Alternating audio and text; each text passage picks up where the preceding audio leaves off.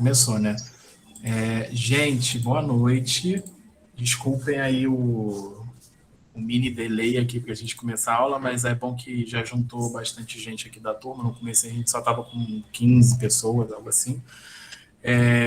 Sim, eu tenho que disponibilizar slide, André. Eu vou fazer isso hoje, depois do fim da aula. Tem que parar, baixar tudo, enfim, mandar para vocês. Mas eu vou disponibilizar sim, tá? Então, a gente chegou na nossa aula 4, nossa antepenúltima aula do curso.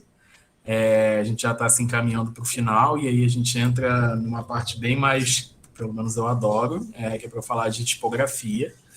E a gente começa nessa aula a falar de microtipografia, que eu lembro que a gente teve uma discussão lá na primeira aula, né, Aline, que uma autora que eu trouxe fazia essa divisão entre micro e macro tipografia, mas vocês designers não já pensam essas duas coisas em conjunto, né? Mas mas eu achei muito legal essa classificação, nessa subdivisão. Eu achei bem interessante. Eu nunca tinha pensado sobre, mas faz muito sentido. E tem até outra que é menos conhecida ainda, que se chama mesotipografia, que eu vou esquecer completamente qual é o escopo da mesotipografia, mas é algo entre a micro e a macrotipografia. Então é algo assim, acho que linha, enfim. Mas para fins didáticos aqui, a gente pode dividir dessa forma, micro e macro. Então, a gente começa falando hoje de microtipografia, a aula que vem a gente já fala de macrotipografia, fala de cor, fala de layout, e na última aula a gente fala de fechamento e outros assuntos, tá? Então, para falar de microtipografia, a gente trouxe uma citação que é muito emblemática da importância disso que a gente vai tratar hoje, tanto para o que a gente vai ver agora, tanto para as outras aulas do curso. Então, é uma citação do Ian Titchell, na forma do livro, e ele diz o seguinte: a boa tipografia começa, e esta não é uma questão insignificante, pela composição de uma única linha de texto num livro ou jornal.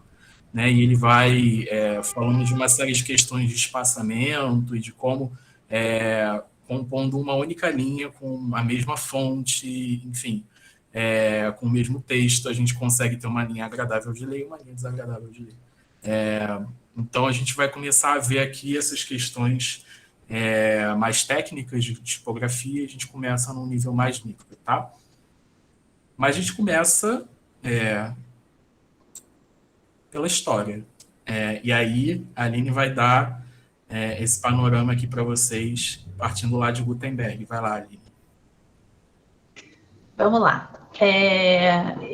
Eu separei algumas coisas, né, bem pontuais, para não ficar também uma coisa muito extensa, né, que não é o nosso foco aqui.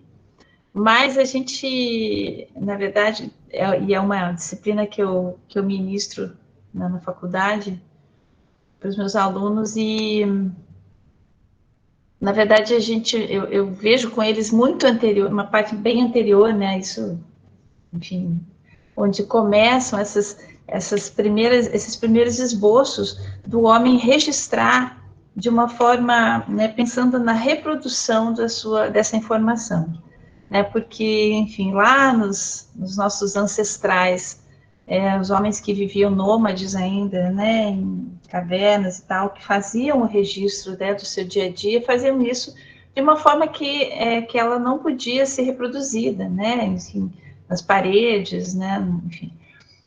Não havia essa forma de você transportar aquela informação, aquela ilustração, aquele desenho, seja lá o que fosse.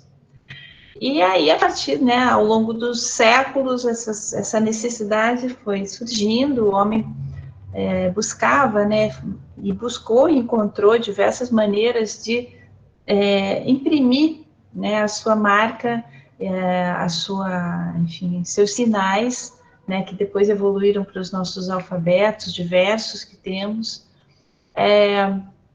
Então, é uma história muito longa, até a gente chegar aqui na Idade Média, né, enfim, finalzinho já, 1400, 1450, né, que a gente considera a criação dessa, na verdade, que a gente chama, né, invenção da imprensa, feita pelo Gutenberg.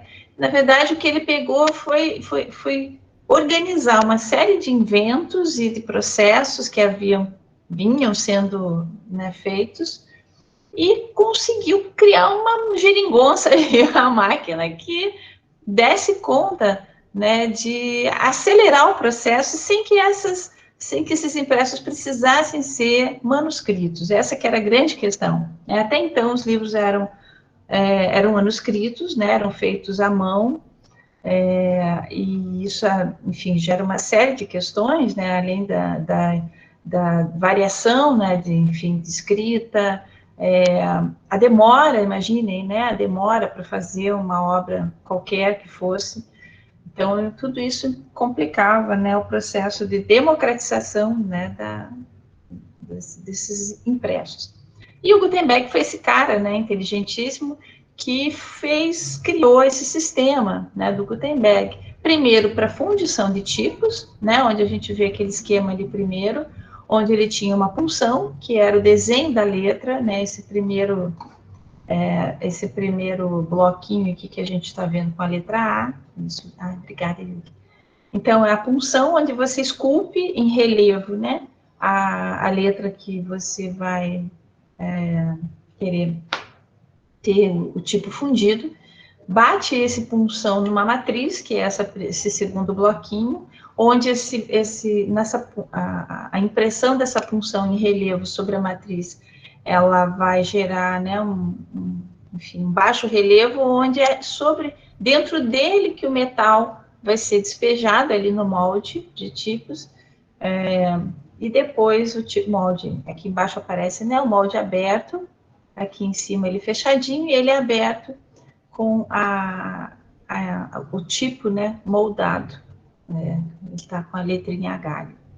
Então, esse sistema, ele veio dessa conjunção de elementos aí que o Gutenberg pensou, e depois estabeleceu também as réguas, né, onde ele fez a montagem dessas linhas. A Bíblia do Gutenberg tinha 42 linhas, e ele fez essa montagem para que, né, a partir desses tipos, e os tipos do Gutenberg, eles tinham a escrita, né, derivada da escrita germânica, então com com o desenho, né, da tipografia, ainda o desenho que a gente chama, né, de black letter, ou desenho gótico, né, letra gótica, mas é o black letter, que é essa letrinha, né, desse desenho inspirada na grafia germânica. Então, esse é um detalhe da Bíblia de Gutenberg. A gente tem claro, também tem uma inserção aqui, além dos tipos, a gente tem inserção dos capitulares, que esses ainda eram desenhados à mão na Bíblia de Gutenberg, né? Esses capitulares aqui, essa letra A, né, com a pintura, com todo o ornamento, ele ainda era desenhado, pintado à mão. Aqui do lado, eu não vou ler isso aqui tudo, não se preocupem, mas eu trouxe para vocês uma pequena parte, é uma linha do tempo, assim, que eu faço, baseado aliás, é um outro livro, a bibliografia, que é a história do design gráfico, que está aqui atrás de mim, do Philip Meggs, e ele tem em cada seção do livro ele traz algumas linhas do tempo, e essa é só uma compilação desses dois, né, enfim, na verdade, esses 4 séculos aí, 4? Não, 2, né, 2 séculos, de 1400 a 1600, onde a gente tem essa grande explosão, né, da tipografia, o grande desenvolvimento da tipografia, dos sistemas tipográficos e da revisão desses sistemas e do aprimoramento disso tudo. Mas eu estou aqui para vocês darem uma olhadinha, então vou ler ponto por ponto para vocês poderem dar uma olhada com calma. Isso, e aí quando a gente mandar os slides, vocês conseguem ler, porque eu acho que está pequeno no projeto. Está pequeno. Né? Vocês conseguem ler melhor, dar zoom, enfim, aí fica melhor. Deixa eu passar.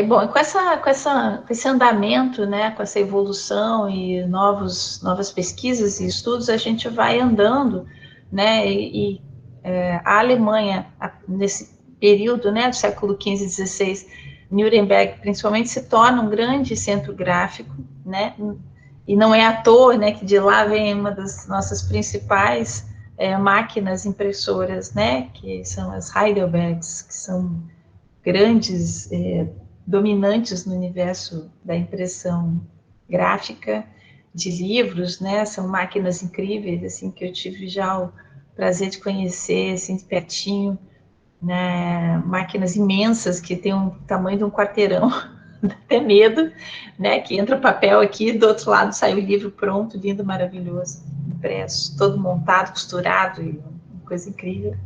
E é em Nuremberg, né, que esse movimento todo começa a acontecer, em grande desenvolvimento, com vários ateliês e centros, né, gráficos, com muita gente trabalhando, e vários expoentes, né, da tipografia aparecem, começam a despontar, né, na Alemanha.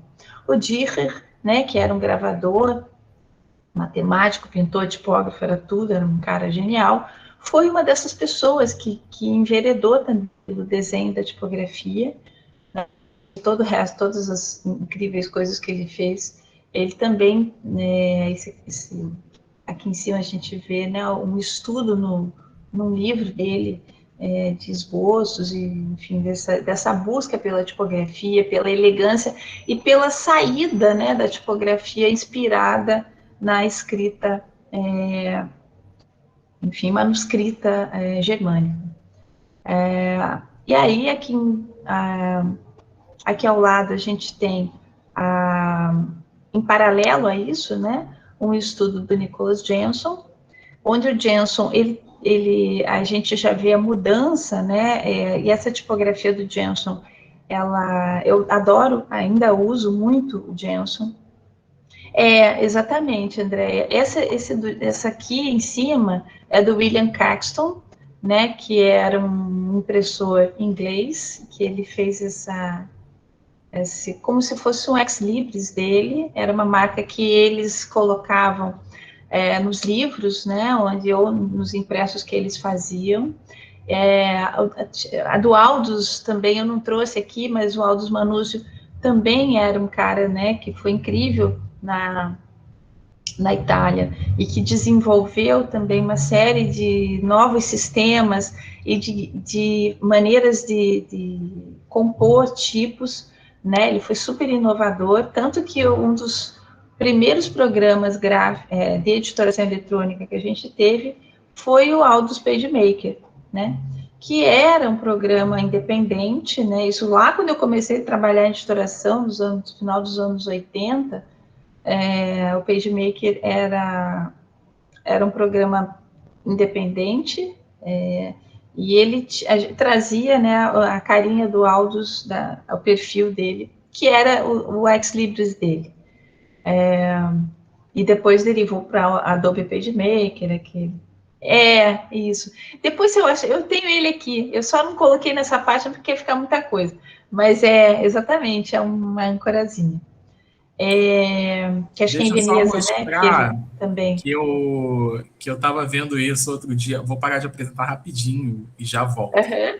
É só porque a gente entrou nesse assunto. Aí, para vocês verem, né? Aí podem fixar minha tela aí para vocês verem com maior tamanho. Isso aqui é outro símbolo de editor. Está aqui no livro do Titchell, que a gente vem trazendo. Uhum. Ele tem um artigo em que ele fala de folha de rosto. Então, aqui, para vocês verem o tamanho que um símbolo Uhum. geralmente ocupava numa folha de rosto, bem mais vistoso do que as informações do livro em si. Então, realmente era uma marca dos editores antigamente, né? Eles eram fundamentais, né? Porque eram os caras que dominavam o processo. Né? Uhum. Deixa eu voltar agora, desculpa a interrupção. Nada, imagina.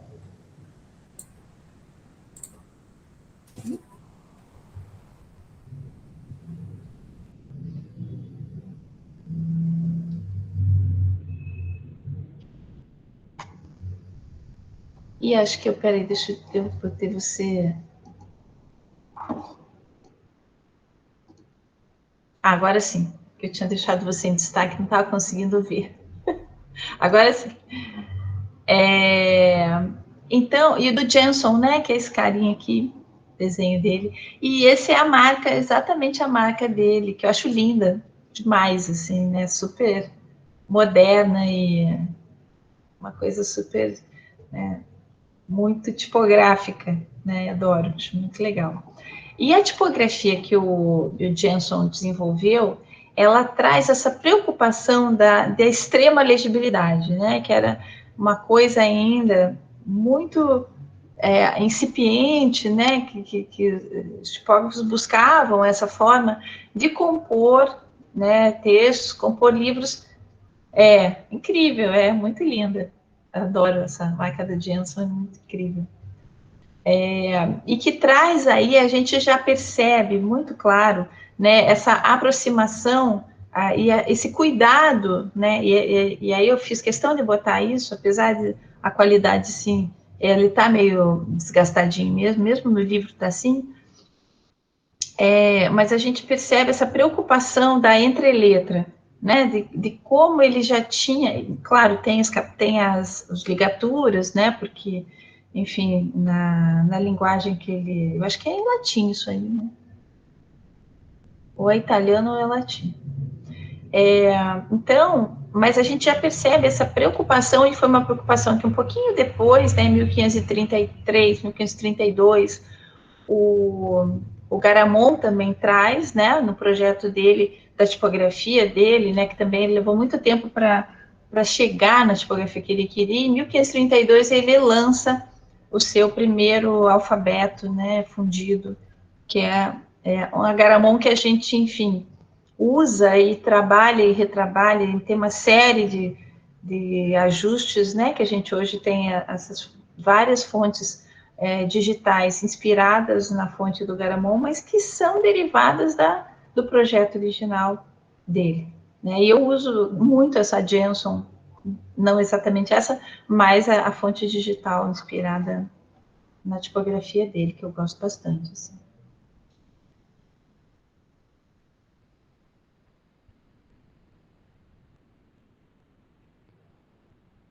Pode passar aí. Yeah.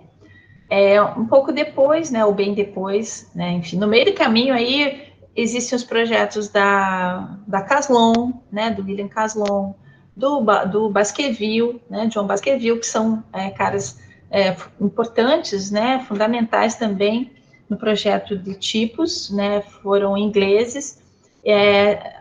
Houve, né, uma importância muito grande, né, uma produção grande na Inglaterra de textos. A gente associa também a casa Shakespeare, né, aos textos de Shakespeare também houve enfim, uma editora, né, preocupada em em reproduzir esses textos do Shakespeare. E o William Caslon e o Baskerville foram dois caras muito importantes, isso ainda lá no século XVI. No iníciozinho do século XVI, não, século XVII. Mas no início do século XIX, a gente tem aqui uma mudança brusca, né, no desenho de tipos, com uma nova proposta de fontes, no estilo que a gente chama de estilo moderno, e que foram as didonianas, né, que foram dois tipos que foram desenhados e fundidos mais ou menos na mesma época, uma pelo Bodoni, né, o Jean Baptiste Bodoni, na Itália, e outra pelo Didot, na França. Eles tinham mais ou menos, né, um desenho não assim, muito parecido, mas claro, com as suas sutilezas, né, mas com mesmo princípio, que era principalmente as serifas lineares, né, que foi tanto a Bodoni como a Didot, elas têm o mesmo tipo de serifa. Elas sim, se a gente coloca uma em cima da outra, a gente percebe as diferenças. Mesmo assim, uma, né, próxima, a gente percebe. As duas são lindas, né, e são tipos difíceis até de trabalhar, eles são muito peculiares, então são parecidas, pois é. tem algumas diferenças, né? A letra O, por exemplo, do Bodoni ela é menos redonda, né? Ela não é tão barrigudinha como a do Didot, enfim. A gente olhando as mesmas letras, a gente percebe. Mas elas têm o mesmo princípio construtivo, né? Então, são considerados os primeiros tipos modernos, onde tem essa questão da matemática aí, né? Das serifas lineares. Didot, aliás, foi o... Eu não sei se foi o Pierre ou o Firmin, mas a gente trouxe a simbologia de revisão de prova e veio da família Didot, vamos dizer assim. Eu não sei qual deles, mas veio deles. Lá no slide da aula. Eu me lembro que você colocou. Tá aí. Isso que eu ia falar, do link da presença.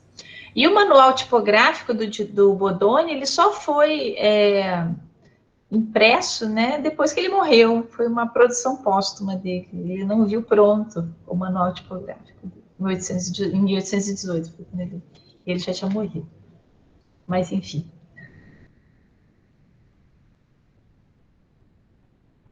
Vamos lá. Então, assim, só isso é mais para ilustrar, né? Ficou coberto ali, mas tanto essa punção como essas matrizes, né? Eu quis só para vocês mostrar, para vocês darem uma olhar de verdade, né? Assim, porque pelo desenho, às vezes aquele desenho do Gutenberg tá meio ruinzinho. Então, é só para ilustrar o que é uma punção, né? Essa aqui é de um tipo que chama talone, no corpo 24, que foi produzida pelo Charles Malan na década de 1950, sob encomenda do tipógrafo e editor italiano Alberto Taloni. Então, aqui tem a punção e aqui a matriz, né, a partir da qual esses tipos serão fundidos. Vamos só para um olhar ilustrativo mesmo sobre o que é isso, né, esses tipos móveis, como eles são feitos. E aqui a gente entra um pouquinho já no que a gente fala de anatomia, né, do tipo, de como, do que são, né, de como é que a gente separa na hora de fazer o projeto Eu acho que eu já falei para vocês daquele episódio do Jonathan Hoffler, né, do Netflix, do Abstract. E não sei se vocês têm, não sei se até se a gente conseguiria disponibilizar depois para os alunos, Yuri, eu tenho uma cópia do documentário Helvética, que eu não sei se você já assistiu, e aí é muito legal, assim, é muito, muito, muito legal. Seria até legal a gente assistir junto, né, na aula, mas é um pouco longo, né, então, enfim. Mas é muito interessante porque ele fala muito de uma maneira muito didática, claro, ele se concentra na Helvética, mas ele fala do universo da tipografia, né? Pois é. Enfim. Do documentário Helvética, Andressa, a referência. Que ele fala muito do projeto de um tipo, né? E de como é que a gente tem essa separação, por exemplo, dentro de uma família tipográfica, a gente já tem algumas separações de como é que as letras são vistas, né? Por exemplo, aqui eu uso a Gill Sans de referência, mas, enfim, todas elas mais ou menos têm o mesmo princípio. Eu só faço, aqui do ladinho tem só uma referência, que quando a gente está falando aqui das fontes em caixa alta, né, as capitulares, a gente faz essa referência às letras lá que vieram, né, a origem, isso, que tiveram origem lá nas conquistas romanas, e os romanos, eles tinham até uma expressão, não vou lembrar agora do ditado, mas que o que se fazia era necessário você registrar, né? E é bem isso que você fala, né? Registrar por escrito as conquistas, né? Para ninguém esquecer, para que essa conquista não se apagasse no tempo. Só que os romanos, nesse tempo aqui, nessa época aqui, isso é um detalhe de uma inscrição numa tumba na Via Ápia, eles faziam isso com cinzel, né, e, enfim, esculpido mesmo na pedra. E aqui a gente vê, é considerado, né, a primeira, não é nem tentativa, porque eles conseguiram, né, foi a primeira vez que se teve uma família tipográfica, né, onde as letras tinham o mesmo desenho. Elas eram esculpidas, enfim, claro que poderiam ter uma irregularidade ou outra, mas elas eram desenhadas com pincel, e aí elas eram esculpidas em cima de um desenho. Então, até a tipografia Trajan, né, que a gente tem nos nossos sistemas, elas vêm dessa família aqui, dessa família romana, né, lá da coluna de Trajano, daquelas primeiras, né, enfim, primeiros registros, né, das conquistas do Império Romano. Bom, mas voltando aqui, a questão da anatomia, né, da tipografia, a gente tem aqui uma família tipográfica só das caixas altas, onde a gente enxerga essas características diferentes entre esses grupos de letras, né? Então, por exemplo, a E, F, H, I, J, L, T, em caixa alta, elas têm apenas traços retos, verticais ou horizontais. Claro que o J tem essa curvinha aqui, mas predominantemente é um traço, né? Um traço vertical, e as outras verticais e horizontais. Esse segundo grupo aqui, que é o maior, né, a gente tem as diagonais, e aí combinadas, né, com horizontais e verticais. Mas é um grupo onde a gente tem um maior número de letras, né, A, K, M, N, V, W, X, Y e Z. Em seguida, as curvas e eventuais retas, né, onde a gente tem, enfim, o C, o D, onde a gente tem a curva e a reta, o O, o S, P, U e o Q. E as outras, né, que tem mais variações, né, que curvas retas e diagonais, o B, o G e o R, em caixa alta. Então, as fontes em caixa alta, elas estão relacionadas a esse primeiro, né, na verdade, as primeiras letras que a gente teve, né, foram as caixas altas. E depois, né, a partir do desenvolvimento dos alfabetos e da escrita manuscrita, a gente começou a ter essas variações das letras minúsculas ou em caixa baixa. Posso passar? Uhum. Tá.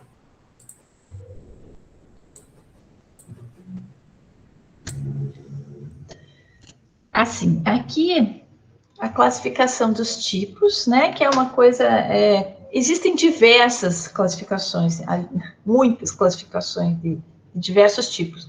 Eu até, assim, em aula eu até falo, me aprofundo um pouco mais, mas aqui também não é o caso.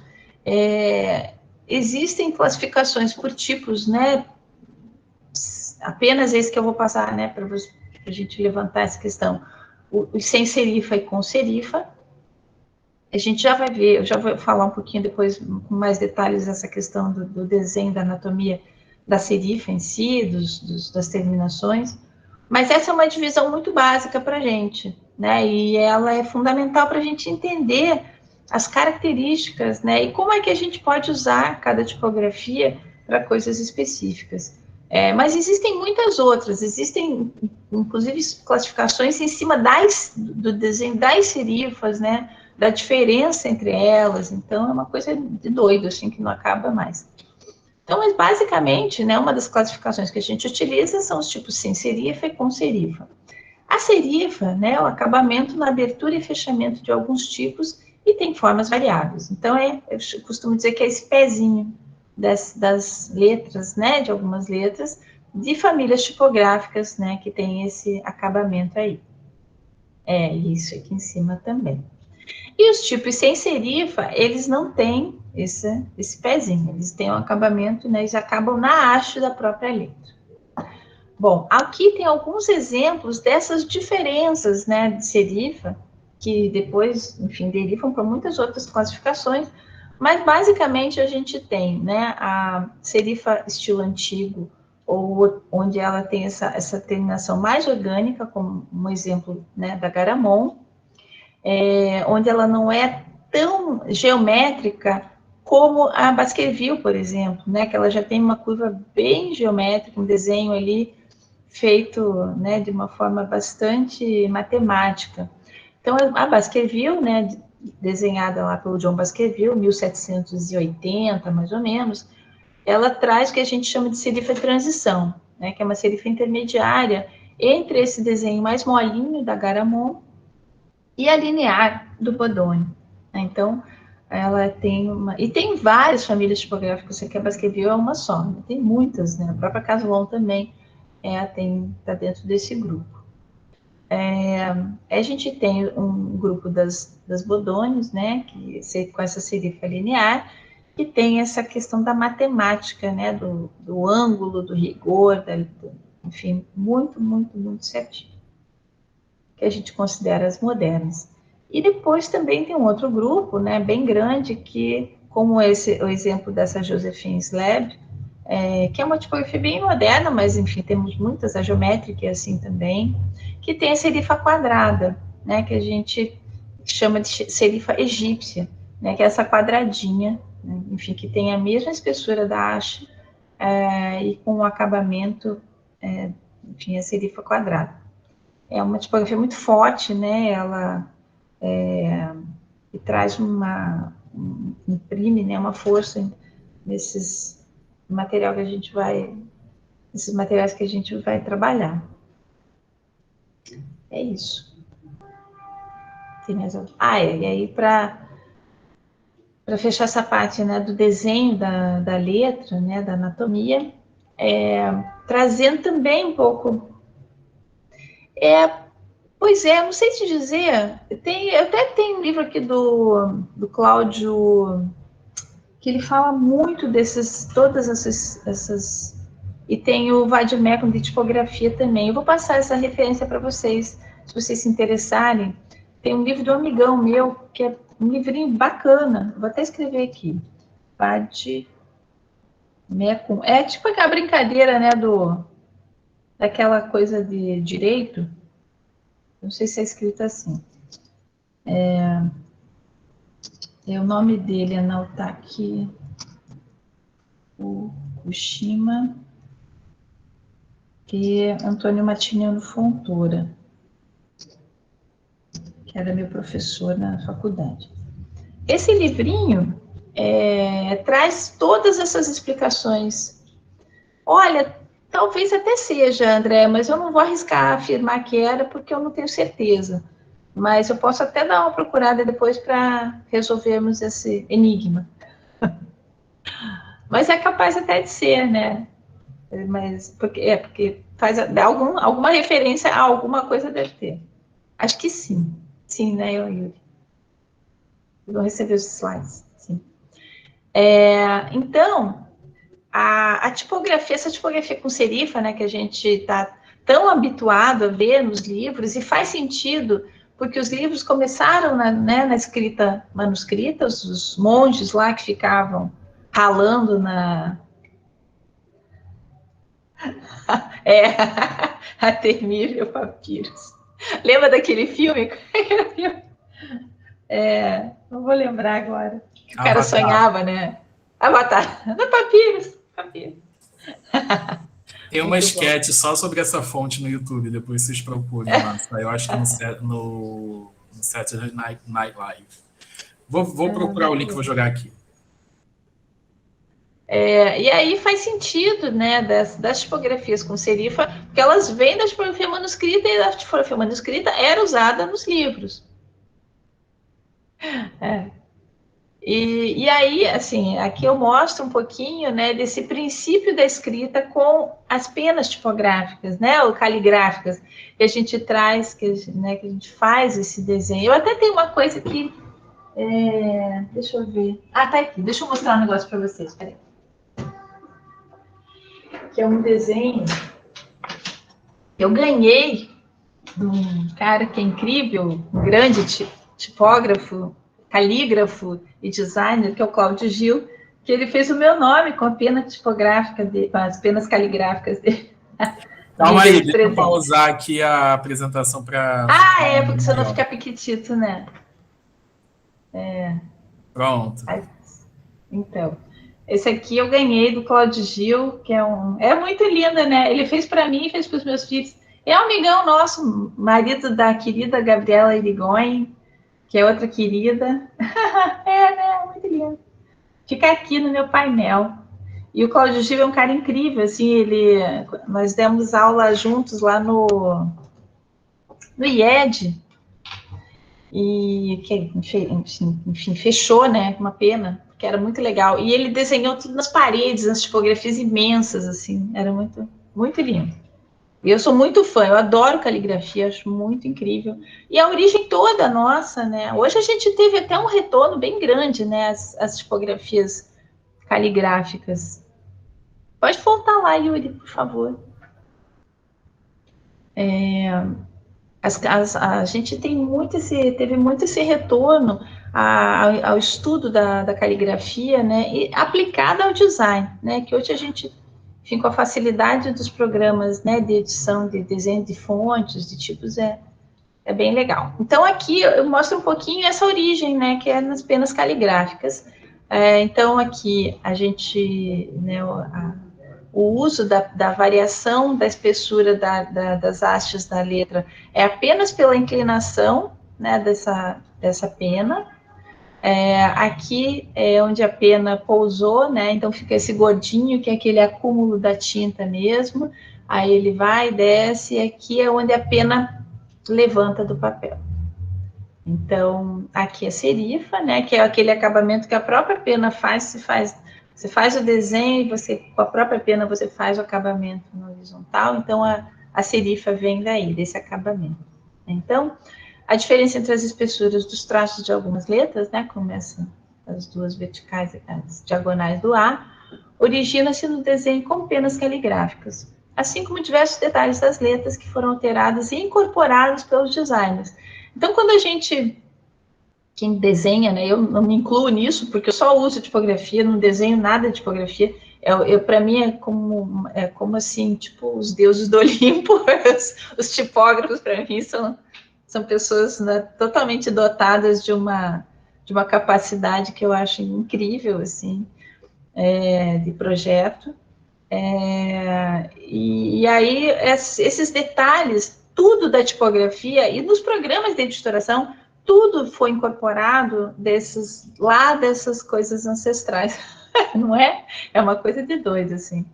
Eu acho incrível, e eles incorporaram, né? Todos esses detalhes, eles vêm dessa ancestralidade da tipografia. Inclusive, assim, a entrelinha, entreletra, passejamento, tudo isso vem ali, né, do projeto original que os caras lá atrás faziam e sabiam, né, qual que era a distância que tinha que ter entre uma letra e outra, entre uma linha e outra, enfim.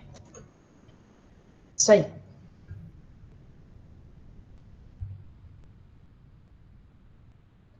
Agora é para arrancar os cabelos mesmo, mas é só assim, informação, né? Claro que com a medida, né, que o tempo vai passando e a gente vai percebendo e a gente vai incorporando tanto a nomenclatura como, né, o entendimento do que é cada coisa. Então, assim, eu faço esse esquema assim para os meus alunos tentarem para eles irem se acostumando com essa nomenclatura que ao longo do tempo a gente vai cada vez mais usando de uma maneira natural, mas no começo é difícil, né, de entender essas diferenças, né, o que é o corpo, o que é a altura da letra, né, enfim, todos esses termos que a gente vai usar, linha das ascendentes, linha da caixa alta, linha da caixa baixa, linha de base e linha das descendentes. Isso, assim, olhando, né, em cima do desenho desse tipo, a gente consegue deduzir o que são essas coisas. Né? Então, quando a gente fala, por exemplo, né, no corpo da letra, Quando vocês já devem ter, pelo menos, enfim, é muito comum, né, quando a gente vai iniciar um texto, por exemplo, ou no InDesign, ou qualquer programa gráfico, né, você abre uma caixinha de texto, e aí você escreve alguma coisa, e aí você vai fechar, assim, a caixinha, né, de texto, de repente o tipo desaparece, e você escreveu some. Por quê? Porque a caixa que você fez está menor que o corpo que você precisa ter, né, que é o corpo da letra. Você precisa considerar, né, que quando você está em um texto qualquer, o corpo da letra não é só a altura, por exemplo, daqui até aqui. Né? Ele vai considerar a mais alta ascendente e a mais baixa descendente. Então, a caixa de texto, quando a gente abre a caixa de texto, é isso que ela vai considerar. E aí, por isso que eu falo, né, quando a gente fala que isso está baseado totalmente na ancestralidade da tipografia, é justamente por isso. Porque o corpo da letra, ela está baseado lá na nossa régua, né? Na régua que a gente compunha. Eu ainda fiz composição com tipos móveis na escola. Quando eu fiz o Cefet, no ensino médio, o ensino médio foi técnico em desenho industrial, e a gente compunha com tipos móveis, com um professor que era velhíssimo, assim, parecia, a gente brincava que ele era o próprio Gutenberg. A altura X, né, que a gente chama altura X, é a altura da caixa baixa, né, que a gente considera a altura da letra X, que é o nosso padrão. Então, as outras letras, por exemplo, as que têm uma curvatura, né? Nesse documentário do Jonathan Hoffler, ele fala de uma forma bastante interessante, né? Essa subidinha, né? Por que as letras redondas, né, que têm curvaturas, são um pouquinho mais altas do que as retas, né? É necessário que elas sejam, pela questão visual, né? Porque senão elas pareceriam menores do que as letras, isso. Elas pareceriam menores do que as letras retas. Né? Então, um equilíbrio visual mesmo da letra. Bom, versais, né, ou maiúsculas ou caixas altas. É a mesma coisa, né, o mesmo nome para essas letras nossas aqui, né, ou capitulares, ainda faltou capitulares, que são as letras maiúsculas, tá? São nomes diferentes para a mesma coisa. Então, aqui, a indicação, né, que é a serifa. O Kevin, né, depois o Yuri vai entrar bem nesse assunto, são essas sobreposições necessárias entre determinados pares de letras, né? Então, algumas letras, elas não podem simplesmente ter espaço entre elas, elas precisam ter essa sobreposição, para que a legibilidade seja garantida, né? Aqui o terminal da letra e a espora, que a gente chama esse finalzinho, né? Aqui o grupo das minúsculas ou caixas baixas. Aqui eu trago um desenho de uma ligatura, né? Que é essa combinação de dois tipos, onde nesse caso do F e do I, o que acontece, né? A extensão da serifa do I, ele vira a haste do F, e a ponta né, o terminal do F vira o pingo do I, que foi suprimido nesse caso.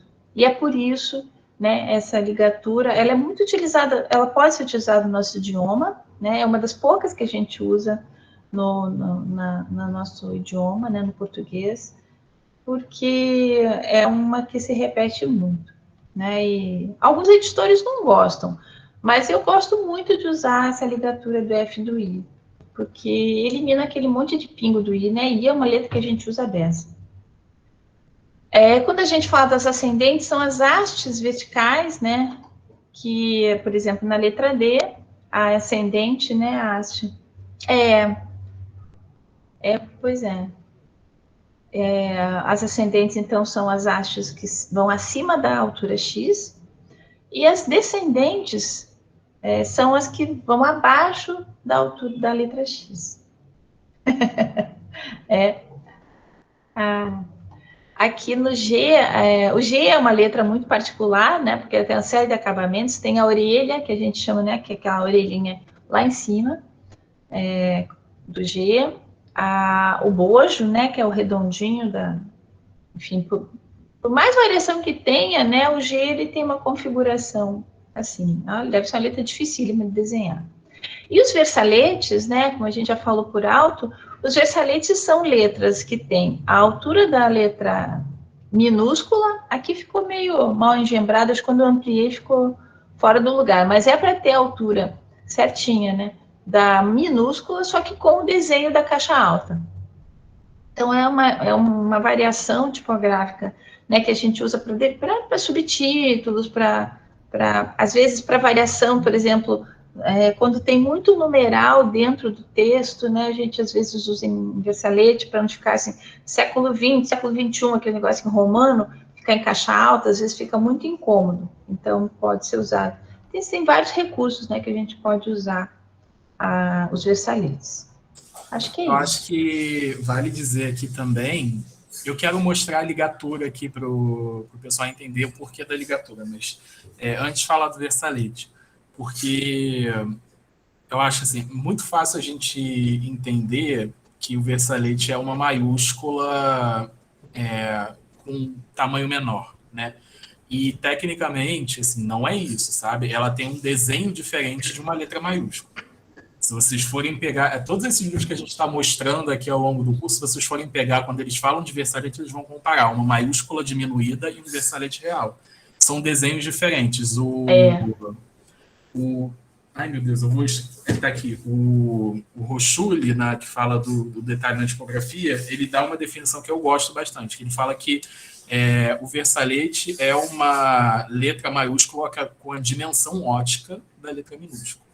Então, isso Ótimo. já sai um Ótima pouquinho dessa definição. coisa da altura e está falando mais da dimensão do desenho da letra. Isso. E uma coisa importante que você falou, em cima disso que você falou, que é fundamental e que é um erro enorme, muito, muito, muito feito pelo design, assim, quando você tenta fazer isso à mão, por exemplo, se você tem né, você vai, eu quero usar esse título desse livro em versalete. Aí você simplesmente escreve tudo em caixa alta, né? E a parte que você quer, teoricamente, que seja em versalete, você diminui o tamanho. Isso é terrível. Porque o que acontece, as espessuras das letras ficam diferentes. Por exemplo, se vocês forem olhar, uma das coisas que ficou na minha memória, assim, que eu acho pavorosa, a tipografia da capa do Código da Vinci. Imagina, um livro desse foi feito isso. Foi feito isso. E aí você só vê aquele o C e o V, né, do 20, muito, muito, muito pesado, porque ele é escrito, essa capa, o Código da Vinci está escrito em versalete, mas claramente feito, desenhado, reduzido apenas, né? Então o cara pegou e reduziu a caixa alta ali para ficar na altura do versalete, mas isso ficou terrível. Então é um erro muito frequente da gente ver no design tipográfico. Agora, deixa eu mostrar as ligaturas, também chamadas de ligaduras. Eu acho que no Word, o Word chama de ligaduras. Vou parar de exibir rapidinho aqui, Aline. Vou jogar uma imagem aqui que eu peguei aqui do Google agora, só para a gente ver. Tá aparecendo aí. Uhum. Tá, então, quando a gente usa ligaduras por causa desses encontros aqui, ó. Não sei se está aparecendo o meu cursor. Tá sim. Assim fica melhor. Por causa desses encontros aqui, ó, que são incômodos, né? Então você vê que a ascendente aqui do H tá batendo aqui nessa. É haste o nome? Eu sempre esqueço. A haste é a serifa. Isso, a haste serifa aqui do P. Se a gente tem uma entreletra muito apertada, esse pingo do I e essa serifa aqui do F vão se tocar e aqui também vai se tocar. No FFI também isso acontece, FL. Se vocês pegarem a letra G também seguida, aparece bastante para ligatura. Então, geralmente, pessoal, lembro de ver num livro a palavra FOG, né? FOGGY. E aí ela tem um desenho sem ligadura, que está tudo se sobrepondo, e um desenho com ligatura que é bem mais agradável. Então, ligatura a gente usa para esses encontros aqui que não são muito agradáveis. Isso não acontece em todas as fontes. Tem fontes que já prevêem uma solução para isso. Deixa eu ver se eu acho outro exemplo. Nem todas têm ligaturas, né? Tanto que quando você usa ligaturas e a fonte não tem, no InDesign ele sinaliza. Né? Tipo, essa fonte não tem, se liga aí. Olha, tem esse exemplo aqui que eu separei. Então, esse daqui, ó, vocês veem que não está com ligatura porque já tem uma solução aqui para isso que está espaçado naturalmente. E até porque o formato aqui, as formas não estão se invadindo. Né? Então, também tem essa solução aqui. E também tem uma solução, não sei se você já viu, olha, você já deve ter visto, de algumas letras... não é ligatura, não, é entrelinha apertada. Depois eu falo, então, para a gente não misturar as coisas. Mas tem uns certos ajustes de fonte que você pode fazer também para quando a entrelinha está muito apertada. Mas é aquilo, né? Não é para fazer entrelinha apertada de início. Então, enfim, vamos voltar para a aula. Deixa eu voltar. A Úrsula fez uma observação aqui tem outras combinações, né? Que são eu acho que não sei nem se chama ligatura também, que são essas letras, né? Por exemplo, ela falou do SZ, e no francês, por exemplo, aquele o A e o E, né? Do quer. Também, que existem também caracteres específicos, né? Para essas conjunções. Isso. Aliás, o que eu ia falar, inclusive, se vocês forem... uma coisa que vocês vão perceber, inclusive se tiverem revisão, por exemplo, PDF, se vocês marcarem lá uma fonte que tem ligatura, né, nesses encontros aí que a gente mostrou, vocês vão ver que é uma coisa só. Não tem como você selecionar só o F ou só o I. É uma coisa só. Justamente porque é um caractere separado, né? E se vocês pegarem lá o episódio do Jonathan Hoffer no Abstract, né, a série que a gente comentou na última aula, Abstracts, The Art of Design. Coloca aí no chat, Aline, por favor. Vou botar. Ele tem um episódio que ele fala de design tipográfico. E aí ele fala de ligaturas em um momento. Ele vai mostrar uma letra em madeira, que é justamente o nome dele, Hoffler, né? Então, FL, o FL dele, a fonte que ele vai mostrar lá é um caractere de ligatura, e aí o F e o L estão ligadinhos ali, é uma coisa só, é um bloco só de tipo, né? Então, se vocês pararem para perceber, essas coisas essas letras são juntas. E o Versalete, aliás, tem um truque para você descobrir se uma coisa isso, mais uma vez, falando de PDF, e especificamente do Acrobat, que eu não sei se funciona em outros softwares. Mas tem um truque para você descobrir se uma coisa é Versalete verdadeiro ou é maiúscula diminuída, que é justamente procurar a palavra na busca, ativando lá a diferenciação de maiúsculas e minúsculas. Porque se for Versalete, se for maiúscula diminuída, se você tiver com a busca em toda em letras maiúsculas, aquilo vai ser localizado, porque o Versalete é justamente o equivalente a letras minúsculas. Então, se você se você quer encontrar um Versalete no texto, depois eu posso até fazer um teste aqui, que eu acho que eu tenho um texto que tem bastante isso, e mostrar para vocês. Você busca por letras minúsculas, e aí você vai encontrar o Versalete lá no Acrobat. Então, olha que legal essa pegadinha. Legal. No impresso você não tem como saber, né? Só com o olho muito afiado. Mas em PDF a gente consegue ver porque fica feioso, né? Em PDF você consegue pegar. Tá, deixa eu voltar aqui o slide e a gente segue. Úrsula tem uma dúvida, diga lá. Úrsula levantou a mãozinha. Oi, vocês estão ouvindo? Sim. Na verdade, não é nenhuma dúvida, é um comentário a respeito disso que eu falei do Ashtad. que é muito comum as pessoas fazerem a confusão do Esthete com o beta do grego, né? A letra beta do grego.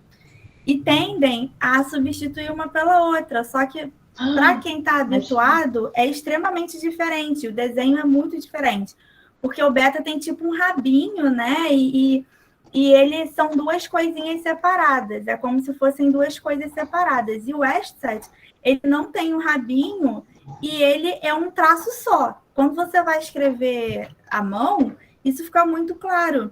E vem justamente da junção do S com o Z, que em alemão o S com o Z daria o nosso SS, ou seja, é o sibilante mesmo, né? Porque em alemão S tem som de Z, então faz diferença.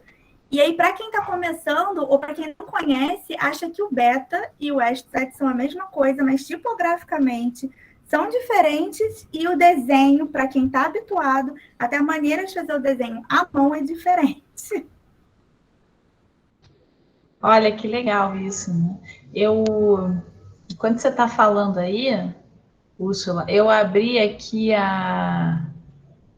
o meu programa, não abri nem o InDesign, abri o Illustrator. Depois eu queria mostrar uma coisa para vocês, que no InDesign tem também, que é a caixa de caracteres.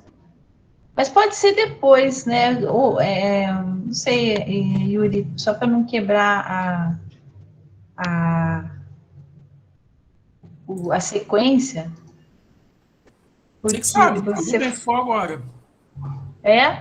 eu só estou vendo se eu acho uma fonte que tenha essa. Porque o A e o E eu achei. O O e o E também. Agora o S e o Z, que a Úrsula falou, estou vendo aqui se eu acho. Deixa eu ver se na Hoffler tem.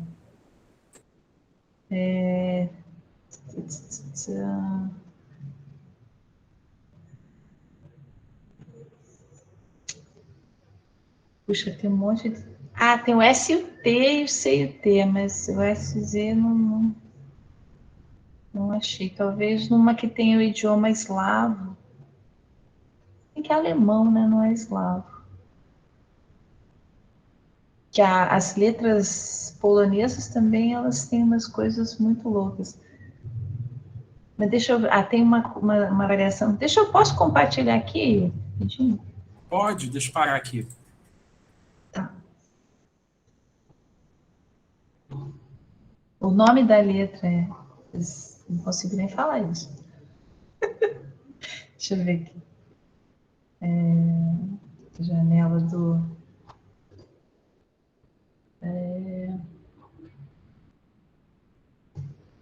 meu.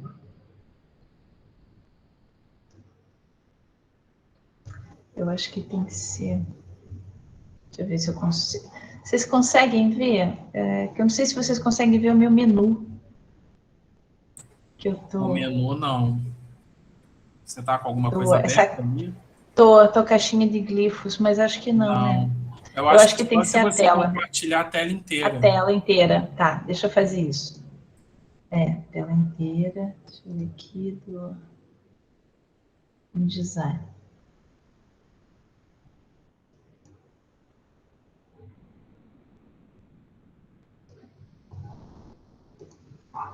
Essa aqui vocês veem agora? Sim. Tá. Então, aqui tanto no Illustrator como no InDesign, a gente tem aqui na janela, no menu tipos, tem uma janelinha aqui que é o glifos, né? Que é quase um mapa de caracteres, né? Como a gente chama. Então, ele te dá, ele mostra, aqui embaixo a gente escolhe, até escolher a Hoffler, né? Que é a tipografia do Jonathan Hoffler. Você escolhe a tipografia e aí ele te mostra todas as variantes, né? Todos os caracteres que existem desenhados nesse tipo.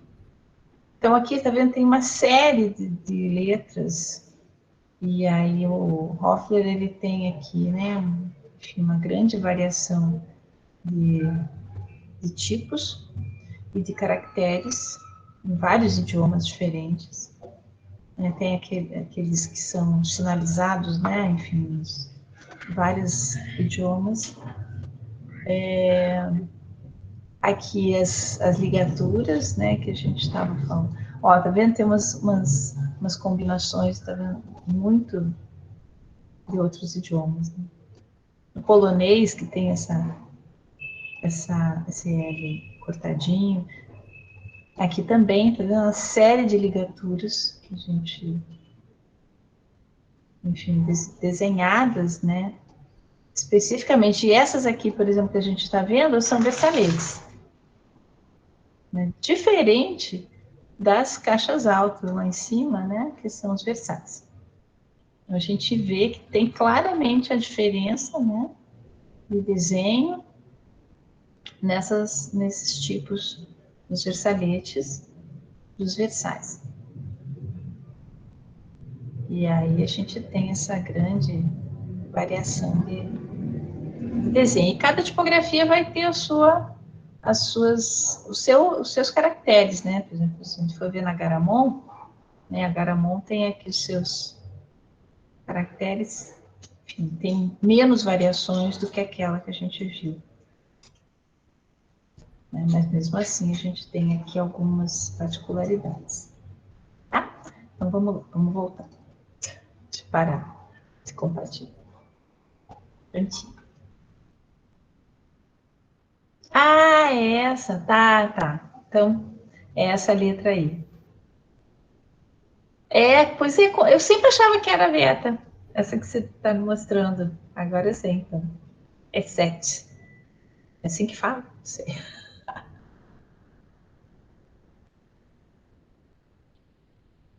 Esse mapa é muito...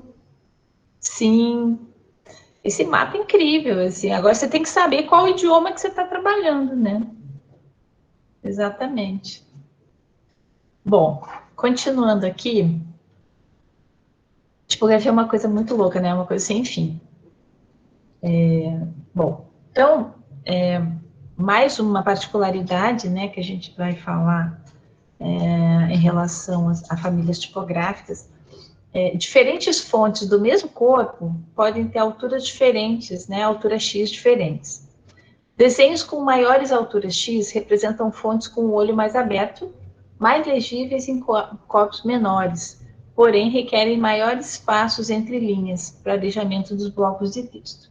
Bom, isso é só um exemplo, né, de como é que isso acontece. Por exemplo, quando a gente fala dessa altura X, né, a gente está falando da altura das caixas baixas, e de quando há uma diferença menor entre a altura da caixa baixa e a altura da caixa alta, como acontece aqui na Franklin Gothic, você tem tipos, né, que num tamanho menor, num corpo pequeno de texto, numa composição, eles vão ter uma legibilidade maior do que tipos como a Bodoni, por exemplo, que tem a altura da caixa alta e a altura da caixa baixa uma diferença maior, né? As caixas altas as caixas baixas são menores do que, por exemplo, esse exemplo que eu dei da Franklin Gothic. É uma diferença da altura mesmo, da altura X dessa família tipográfica e muitas outras. Enfim, cada família tipográfica ela tem o desenho feito dessa forma. Por exemplo, tem uma tipografia que eu adoro o desenho dela, mas tenho muita dificuldade de trabalhar ela num corpo de texto, que é a Mrs. Ives. Porque a diferença entre a altura da caixa alta e da caixa baixa é muito grande. A caixa baixa dela é muito pequena em relação à caixa alta. Então, você vai diagramar um texto pequeno, ele fica pequeno demais, e se você amplia, ela fica pesada, porque a caixa alta dela é muito grande. Então, é uma luta, assim, porque eu adoro, mas tenho muita dificuldade de trabalhar com ela, e ela não tem uma legibilidade, assim, espetacular. Então, é um tipo difícil, é muito bonito, mas é muito difícil trabalhar. A Bodoni, por sua vez, também é difícil nos corpos pequenos, né? Ela é bem difícil. Então, ela é uma tipografia mais utilizada, assim, mais fácil de utilizar para títulos, enfim. Porque para corpo de texto pequeno, assim, é muito difícil. Então, aí tem só essas particularidades, né? Que você precisa de uma entrelinha um pouquinho mais generosa para que você não fique também com uma massa de texto muito pesada. E a Bodoni é difícil por causa do contraste, né? Ela Do tem contraste. linhas muito finas e linhas muito grossas. Então, quando a gente diminui isso, coloca num corpo pequeno, essas linhas Fica um finas... monte de traço, né? Ela fica toda picotada, um monte de traço pretinho, assim. Exato. Ela é muito pesada. Aliás, uma coisa que vale comentar aqui, que é outra divisão que se faz em tipografia, são fontes para texto e fontes para display, né? Geralmente chamam de display fantasia, decorativo, enfim. Que é um pouco o caso da Bodoni, assim. Então, ela não é ideal para leituras longas, né? Como a Franklin pode ser. Então, fontes de display são mais usadas para esses casos mesmo, de textos curtos, lettering, títulos e tal, e essas fontes de texto mesmo são usadas para leituras extensas. Depois eu vou abrir um site aqui para a gente ver melhor isso.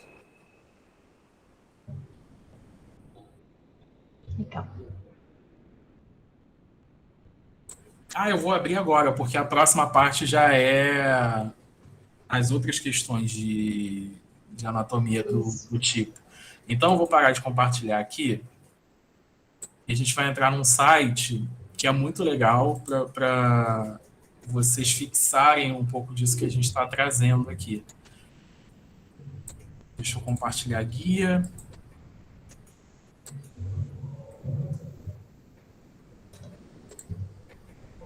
Tá aparecendo aí, né? Vou jogar aqui no chat para vocês esse site, esse site aqui, ó, VFonts, Variable Fonts. E qual é a pegada dele? Ele traz aqui várias fontes que são ajustáveis. Então, você pode brincar aqui, só estou descendo aqui para vocês darem uma olhada, enfim, tem como vir aqui nessa aba aqui e fazer por essas classificações aqui, enfim. Aí você pode, então aqui, ó, sem serifa, serifada, enfim. E entre essas outras, aqui aquela slab que a gente viu também, com as serifas quadradas, enfim. Aí dá para vir aqui e ir pegando essas classificações. Mas legal aí, isso. muito bom, né? Aí o que você pode fazer nesse muito site? Legal. Você pode brincar, vamos brincar com essa daqui, o Helvetica Variable, Helvetica Now Variable. Você pode brincar com o peso dela. Gente! Muito legal, né? Nossa! Então aqui a gente tem ela super fina, super fina. E aqui a gente tem ela no que seria um black, né? Que é o maior peso que a gente tem. Maior peso. Ela estava aqui, eu acho que aqui no 50. Não sei se dá para baixar, medium, nunca né? tentei. Mas é uma bem legal. Aí aqui a gente brinca com como é que fala? Expansão e condensamento. A largura. A gente tem uma fonte super condensada e aqui a gente tem uma fonte estendida. E aqui o tamanho ótimo dela, que a gente vai brincando com um pouco do que a gente vai ver daqui a pouco que diz respeito ao espaço do glifo dela e entre letra. Então, aí vocês vão ver isso aqui. Isso daqui, aliás, a Aline comentou sobre numerais rapidamente, isso daqui a gente chama de numerais inversal, ou em caixa alta. Né? Acho que quem está aí na turma geralmente não deve ter ouvido falar disso, mas isso é bem falado nos livros de design. Então, esses numerais aqui são numerais em caixa alta porque eles justamente estão nessa altura aqui. Mas eu acho... A altura da caixa alta. Exato. Deixa eu ver se eu acho aqui em caixa baixa. Tem na altura da Versalete, né? Esse daí, acho que né? Esse daqui é o chamado estudantil. Ele é menor. Um pouquinho. Ele é menor. Deixa eu ver se a gente acha que... Ali, ó. Aqui. Esse aí. Esses daqui são os algarismos em caixa baixa, que eles estão justamente na altura da caixa baixa, são os ideais para você compor o corpo de texto, mas enfim, É bem comum a gente ver os em caixa alta em parágrafo também, mas eu acho esses daqui mais bonitos. Esse daqui é o chamado estilo antigo, né? Então, que eles têm esse alinhamento pelo centro ótico, não sei. Acho que sim.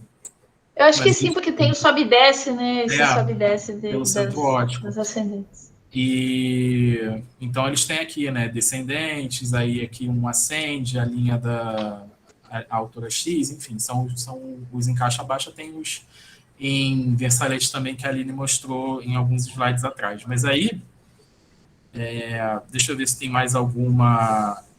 Essa daqui é uma fonte display, né? E aí a gente pode ó, Uau! fazer isso aqui com ela, com isso aqui que chamam de pump, não sei qual o termo em português para isso. Peso. Aqui, ó, itálico, olha que legal. Aí a gente vai inclinando a fonte. Ele faz a inclinação. Faz a inclinação da fonte. Isso aqui é oblíquo, né? Na verdade, não é itálico. Oblíqua. Mas a gente vai ver oblíquo daqui a pouco. Mas daí dá para você brincar com isso aqui também. Esse daqui eu acho. Nossa, gente, amei isso. Eu acho que é a mesma coisa. Aí aqui vocês veem, ó, que já porque algumas não tem o que fazer, né? Aqui vocês veem que já muda um pouquinho o tipo de itálico para redondo, né? Isso aqui a gente chama de redondo, quando a fonte não tem, ela é neutra, ela não tem nenhum estilo aplicado. Aí vocês percebam aqui, ó, nesse F aqui e nesse A aqui também, o que vai mudar quando a gente jogar para itálico. O F já ficou com uma descendente ali, né? E essa curva aqui do A curvou mais. Curvou mais para dentro. Ele fez uma curvinha no F. Uhum. Aqui dá para mexer no tracking, ó, também. Daqui a pouco a gente vê tracking. Mas aí dá para vocês mexerem no tracking da fonte também. Adorei isso. Gente. Muito legal, né? Deixa eu ver se tem Tô mais. Perdida. Será quem que perguntou aqui? Que se dá para baixar a versão, mas é capaz da gente conseguir compor um título, não um texto, será? E fazer essa variação? Porque ia ser legal, né? Tipo, para você fazer uma composição. Eu acho que são fontes licenciadas. Eu acho que tem aqui. Aqui, ó, licenças. Então você compra a fonte, né? Você não consegue baixar. Mas é um site bem legal aqui para vocês irem vendo essas coisas aqui. Eu acho que essa daqui, ó.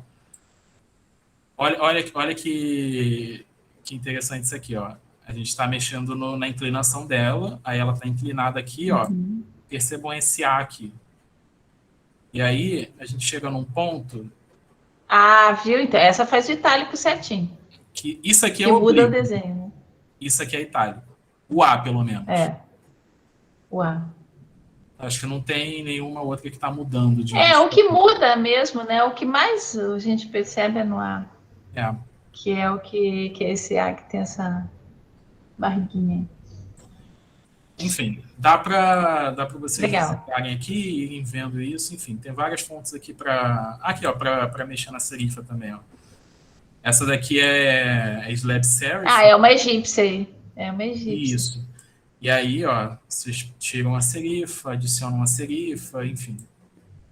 E aí aqui a gente tem também eles têm aqui nessas tags essa categoria aqui, ó, de decorativo e display. Eu acho que tem body text também, ó, body text. Que legal. Fonte texto, fonte display, enfim, aí dá para vocês explorarem aqui e verem como é que é a carinha de cada uma dessas. Tem algumas que estão meio perdidas, que eu acho que isso aqui não é display. Mas aí, ó, vocês veem que já são umas fontes bem chamativas, né? Enfim. Muito legal. Adorei. Tá aí no chat aí para quem quiser visitar e ficar brincando com já isso. Favoritei aqui. Vamos lá, vamos voltar aqui. Vamos lá.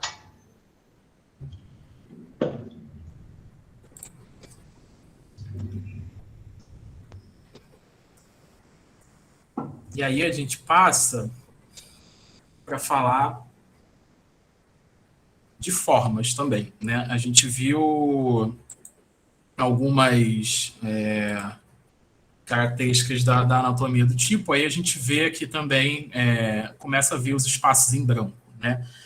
Então, para a gente formar uma fonte, isso está nesse livro aqui que eu já mostrei para vocês 500 vezes. Eu estou com um bolo de livros aqui, eu não vou achei. Esse livro aqui do Cyrus Highsmith, Entre Parágrafos, que foi publicado pela Estereográfica. E aí, ele vai explicando como é que se forma uma fonte, justamente naquele slide aqui, ó. A gente vai mais ou menos ver, deixa eu ver se eu encontro o slide, depois eu volto no slide, mas aquele tipo móvel lá, eu acho que você trouxe um slide com tipo móvel, a gente vai ver como é que aquilo se forma. Então, a gente tem aqui o que é chamado de contraforma, que são... Opa! A contraforma é o espaço em branco, tá? Então, ele é ou total ou parcialmente fechado. Nesse caso, ele é total fechado aqui, ele é parcialmente fechado aqui, dentro de uma letra, tá? Então, aqui, a gente fez com a letra A, em caixa alta. Mas, se vocês fizerem com outras letras em caixa baixa, eu acho que o Sirius, ele faz com a letra E. Deixa eu ver se eu acho aqui. Só para mostrar para vocês verem um outro exemplo aqui, achei. Ele faz com a letra E. Vou mostrar, não vou parar de compartilhar, só porque eu acho que dá para ver. Aí aqui, ó, é a contraforma. Aqui é a contraforma. Aí aqui é a forma exterior. E essa daqui é a letra completa. Aí aqui a gente fez com a letra A, porque, enfim, é o mais fácil. Porque senão ia ter que ficar desenhando uma forma, enfim, uma ameba. Então, com a letra A... Muito legal isso. E aí tem a contraforma, que se junta com essa forma exterior e a gente forma a letra completa, né? Então, com forma e contraforma. E aí, esse é o primeiro nível de espaço em branco. A gente tem mais níveis. A gente vai ver 2 deles agora que dizem respeito à letra, né? Então, além da contraforma, né, a gente tem uma letra formada por mais 2 espaços em branco que fazem essas relações tanto horizontais como verticais. Então, entre letra, que é esse espaço em branco que vai contornar tanto do lado esquerdo quanto do lado direito a letra, e pode ou não se fundir a contraforma, né, que a gente acabou de ver. E nesses termos aí que a gente está pensando de espaçamento, de parágrafo, de fonte, enfim, a entreletra a gente ajusta ela tanto por meio de kernel como por meio de tracking. A gente vai ver isso daqui a pouquinho, no próximo slide. E a entrelinha, que é esse espaço em branco em cima e embaixo da letra, né, que forma as linhas do texto. E aí, como o Highsmith também fala disso, o Sirius também fala disso. E aí eu vou mostrar para vocês como está no livro dele, porque eu não queria ficar fazendo desenho aqui, porque, enfim, ia tomar bastante tempo. Não dá para exibir o livro dele. Vou mostrar como que... Aí vocês colocam um pin na minha tela, vocês já sabem como é que faz. Ele mostra também a entreletra e a entrelinha. Então aqui, ó, ele está mostrando... A gente tem aqui 2 letras, aí aqui tem a contraforma do E, aqui tem a contraforma do A, é o A, tá virado, não consigo ver. É o E e o A. Isso. Aí aqui a gente tem a contraforma do A, e aqui vocês veem que elas estão fundidas, e isso daqui é entreletra, né? Então aqui, ó, ele coloca esse pontilhado aqui para delimitar isso. Então, aqui a gente tem as 2 contraformas fundidas e aqui a gente tem a entreletra, né? Então, isso nesse caso de contraformas que são abertas, né? Mas a gente tem contraformas fechadas aqui também. E aí aqui do lado, ele colocou um parágrafo todo em gótica, né? Que a gente viu lá. E aí ele está aqui com esses brancos aqui, são as entreletras. E aí, muito legal. Muito legal, né? Esse livro dele é fantástico, é muito fácil de ler, então indico ele super assim para quem quer se aprofundar em tipografia. Quem quer começar, né? Se aprofundar são outros livros. E aí aqui ele vai falar da entrelinha. Então aqui esse espaço em branco aqui, ó, abaixo da linha de texto. Aqui a gente tem um espaço em branco acima da linha de texto, contornando aqui, ó, a ascendente, contornando aqui a descendente. E aí aqui essa linha aqui, separando essas duas linhas de texto, esse pontilhado aqui separando. Isso aqui é o que ele vai chamar de entrelinha sólida, né? Que a gente só tem a entrelinha da caixa mesmo da letra. Então, vocês veem que a entrelinha aqui dessa palavra aqui, ela para aqui mais ou menos na altura da descendente, e essa daqui para na altura da ascendente. E elas estão coladas aqui, não tem nenhum espaço extra aqui. Isso é o que ele vai chamar de entrelinha sólida. Acho que você chamou de outro nome em outra aula, Aline. Entrelinha de corpo. Isso.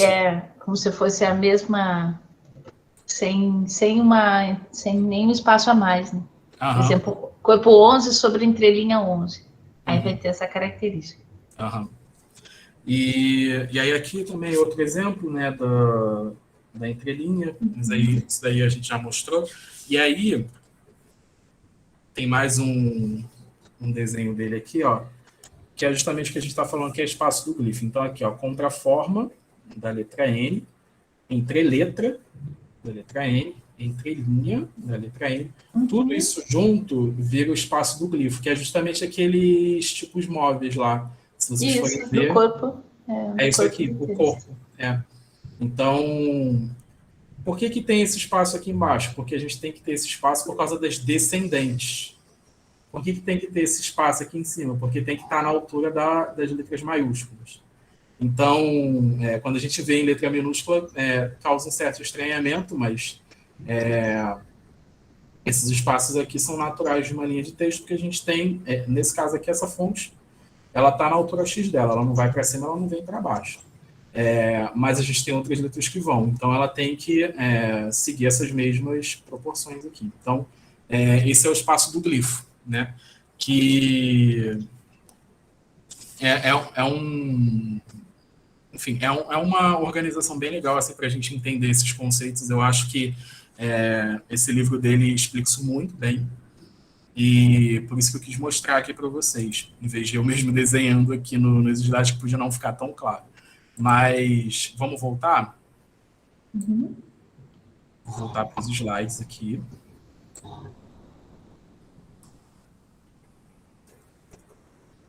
Opa.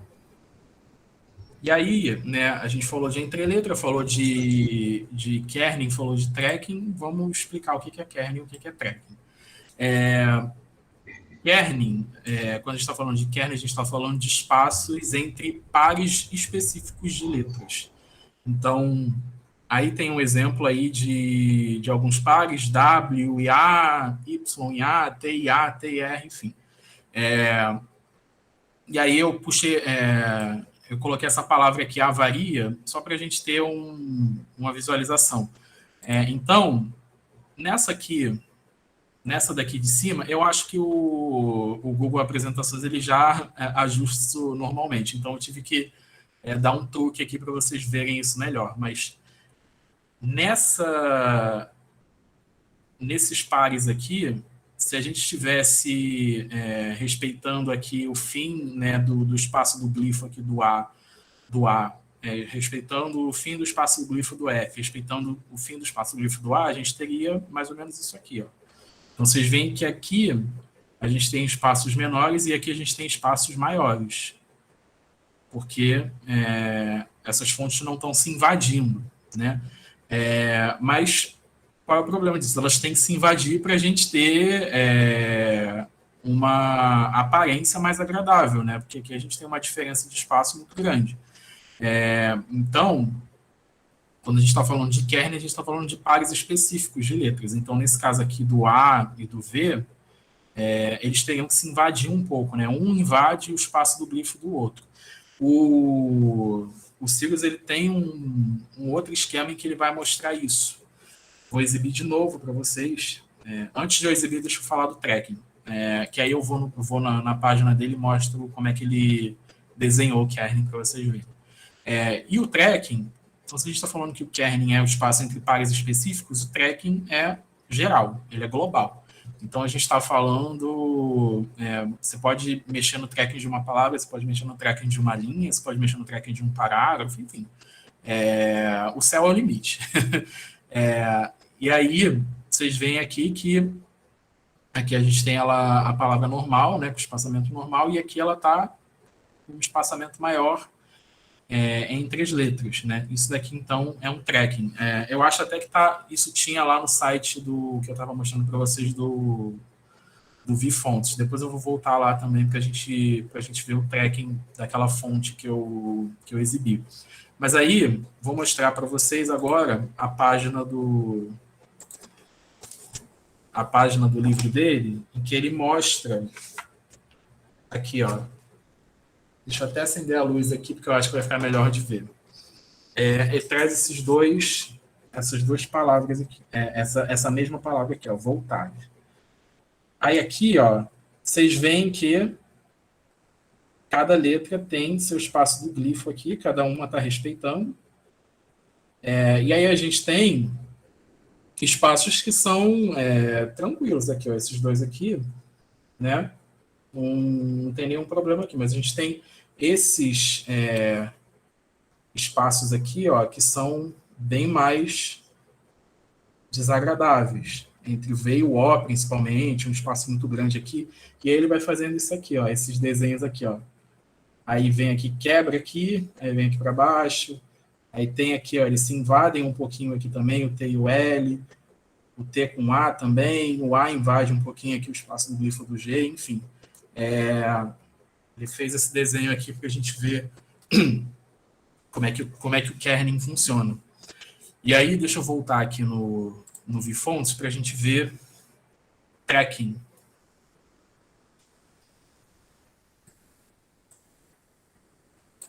Uma guia.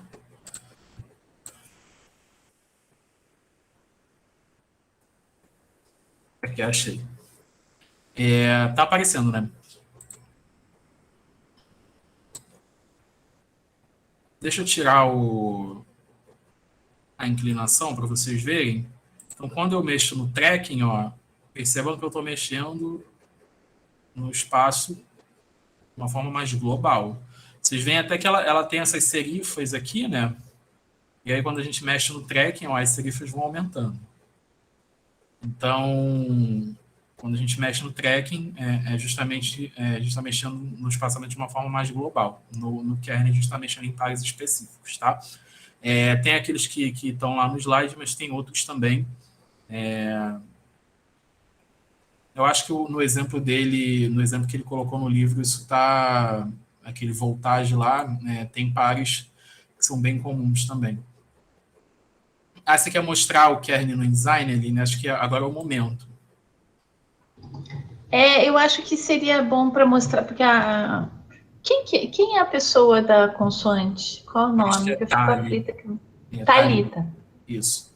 Thalita. Então vai lá, mostra lá. Que daí eu posso demonstrar aqui como é que você pode ajustar. Deixa eu só abrir aqui um arquivo.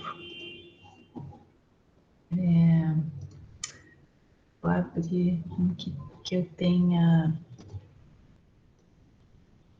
texto, peraí.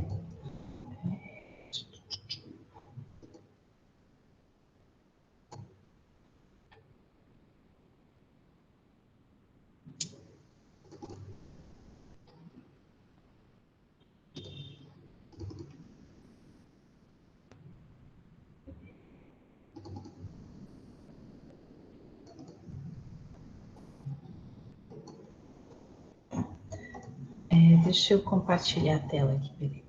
Deixa eu olhar a tela inteira.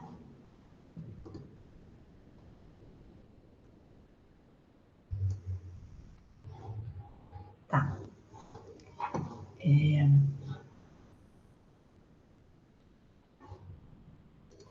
Aqui, deixa eu mostrar. Vocês estão vendo, então, né? Sim. Bom, então essa palavra aqui, por exemplo, avaliação. Deixa eu até botar ela em caixa alta, que no caixa alta a gente consegue enxergar melhor. Ela tá já com um ajuste métrico. Bom, o kerning, Thalita, a gente faz o ajuste no InDesign, nessa primeira janelinha aqui que mostra justamente isso que a gente estava falando, né? Essa letra aqui, o V e o A, com essa barra, e está falando dessa sobreposição, né? Eles estão sobrepostos ali. Então, aqui a gente ajusta o kerning, que ele pode estar nesse ajuste ótico, enfim, que ele pode fazer entre todas as letras. E aqui, por exemplo, se eu deixar no 0, né, que é isso que o Will estava demonstrando, você não tem sobreposição, tá vendo? Deixa eu ver se ele está tá com... Isso aqui debaixo é o tracking, né, que é justamente esse ajuste que a gente pode fazer entre todas as letras, né, não só entre esses pares. E aqui o kerning, tá? Então, eu fiz de propósito isso aqui para a gente perceber que, por exemplo, no kerning, né, quando ele está no 0, ou seja, ele não tem nenhuma sobreposição entre nessas duas letras, deixa eu até aumentar mais. Quando ele está no 0, ele não tem sobreposição, né? Então, ele fica tanto aqui, né? Ele está centralizado aqui o V entre o A e entre os dois As. Então, você percebe, né, olhando para isso, o quanto... Ai, meu Deus, espera aí que eu dei Está tão ampliado que deu um tilt aqui. Deixa eu voltar. Então, quando você olha essa palavra, né, avaliação, a gente percebe, né, que, enfim, quando você tem essas letras aqui que a gente não percebe isso como um problema.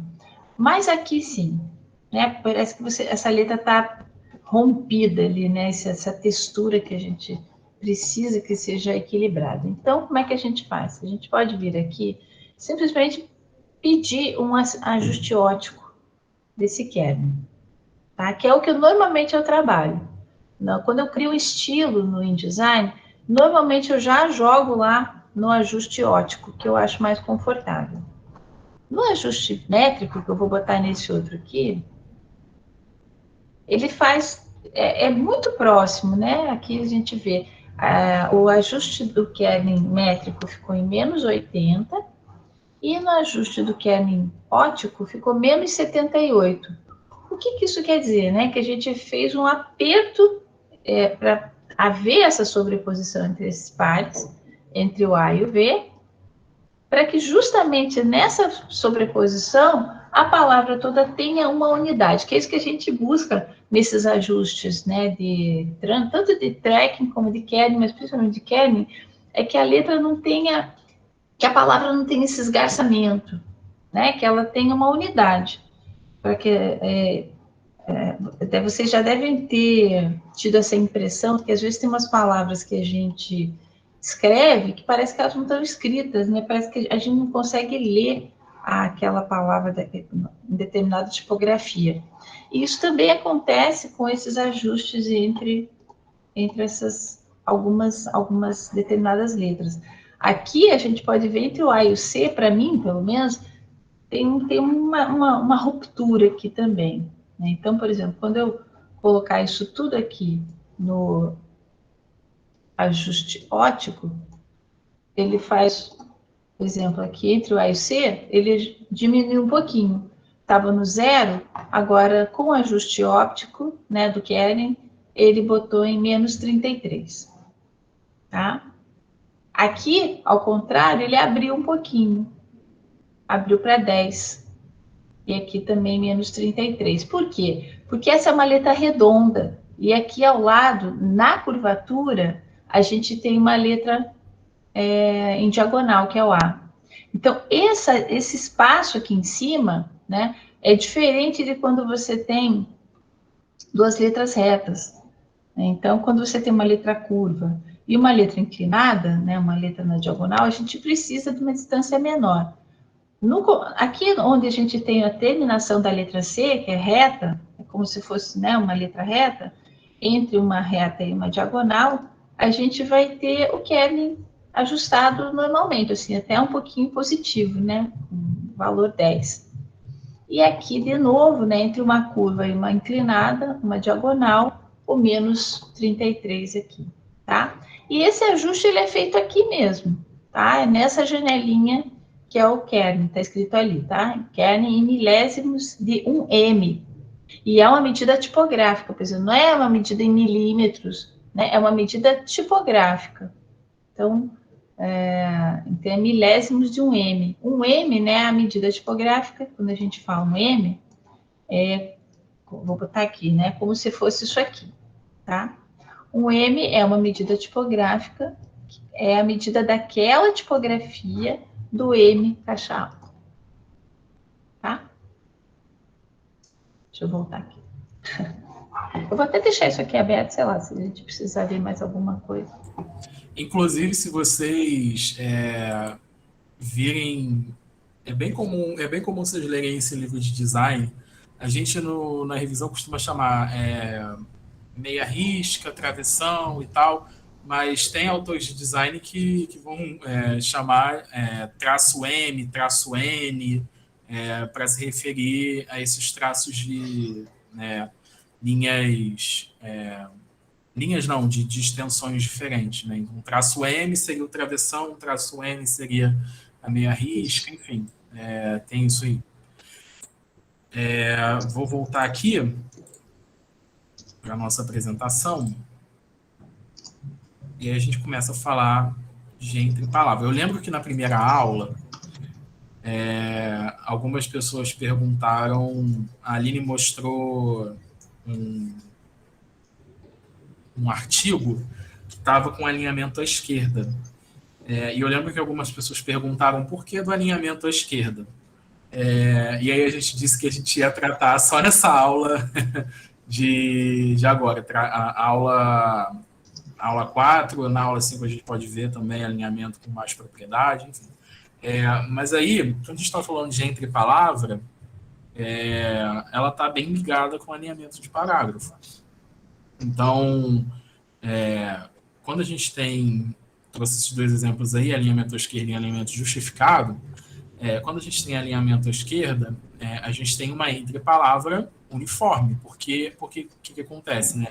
As linhas, elas estão se autorregulando, então elas terminam no ponto em que não cabe mais nada. Não cabe mais nada, quebra para a próxima linha, e aí o texto vai se distribuindo dessa forma. Então, a gente tem uma entre-palavra regular. Quando a gente justifica o texto, aí é que a gente começa a ter entre-palavras de tamanhos diferentes.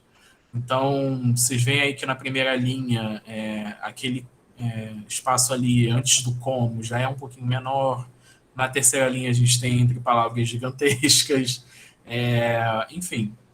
Então, quando a gente tem alinhamento justificado, ela vai, como a gente está com as margens, né, regulares, a gente está encaixando, estendendo o texto pela caixa, esses espaços eles vão variar, né, conforme essa quantidade de letras de cada linha. Acho que tem até um errinho ali de revisão, quantidade de letras em cada linha. Mas, e nesse caso também, a gente tem infinização, para não dizer taxativamente que é obrigatória, pode dizer quase obrigatória, mas é obrigatória. Mas né? Senão fica muito feio. Então, infinização é obrigatória.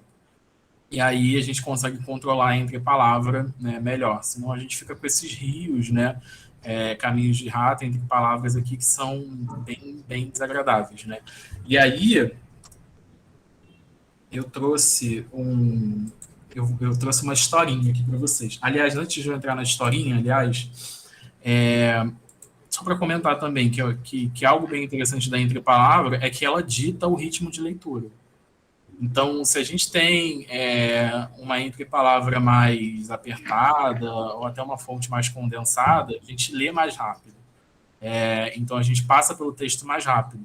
Agora, quando a gente tem um texto mais estendido, com entrepalavra maior, enfim, a gente faz uma leitura um pouco menos, um pouco mais devagar. Isso também o Silas vai falar aqui no livro dele, que eu mostrei pra caramba para vocês aqui na aula. Então, tem algo aqui de ritmo de leitura aqui que é bem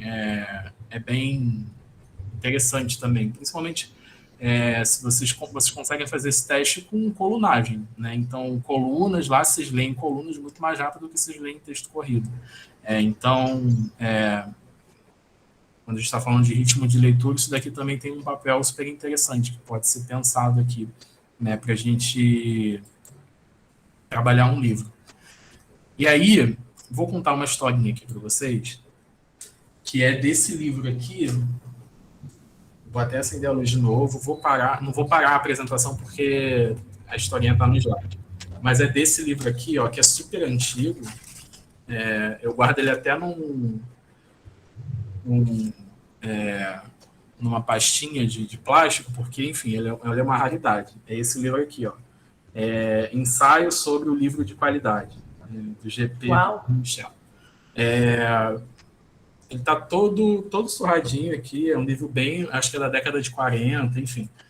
Vi um dia, eu li sobre essa história, ele é o tema dessa historinha que eu vou contar para vocês, e vi um dia na estante virtual, comprei.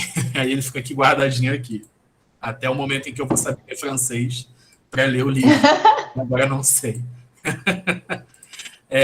Mas, enfim, aí tem esse livro aí, e o Antônio Ruais, né, que vocês conhecem bem, devem conhecer bem, ele tem um artigo sobre preparação tem 2 artigos, na verdade, sobre preparação de originais, e num desses artigos ele fala desse livro. E aí são 4 slides dele contando a historinha desse livro, então eu vou ler esses slides para vocês. Ele diz o seguinte: o livro com pretensões a mais perfeito que conheço foi feito modernamente, década de 40. Um dos grandes defensores do livro como perfeição estética e de conteúdo construiu um livro chamado Essai sur le livre de qualité, né? Ensaio sobre o livro de qualidade.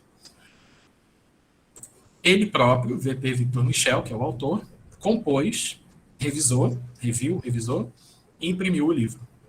Confessa que, sendo fraco na divisão silábica e achando que ela enfeia muito o livro, fez o prodígio de eliminá-la. Vale dizer, aumentou ou diminuiu o branco intervocabular da linha entre palavras, na verdade, de maneira que a palavra final não fosse dividida. Então, para evitar a efenização, né, ele aumentou a entrepalavra, né?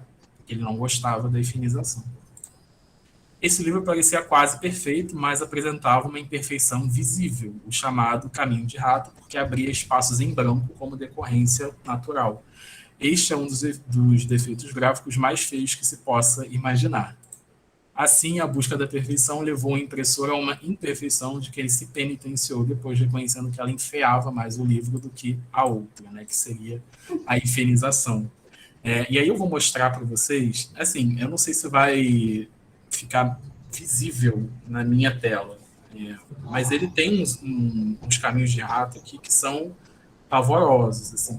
Eu lembro de ver uma vez, que eu juro para vocês, parecia aquele raio que a Lady Gaga fez aqui no olho na época dela de Poker Face, eu acho. Parecia o raio que a Lady Gaga fez aqui no olho dela. Eu nunca mais achei esse caminho de rato aqui. Eu vi um dia nesse livro, outro dia eu fiquei folheando ele para encontrar, nunca mais achei. Mas tem uns caminhos de rato aqui que são pavorosos. Deixa eu mostrar um aqui para vocês. Aqui tem uma... Não sei se vai dar para ver, né? Mas aqui, ó, a gente tem um aqui. Nossa! Um aqui, ó. Sim. Gigantesco. Terrível. Tem outro aqui, pequenininho, enfim. As linhas muito espaçadas também, enfim. Tudo isso porque ele não quis usar a efenização, né, para compor o livro. Então ele gerou esses problemas aqui, são bem feios, né? Eu acho que mais feios do que compor realmente o livro com efenização.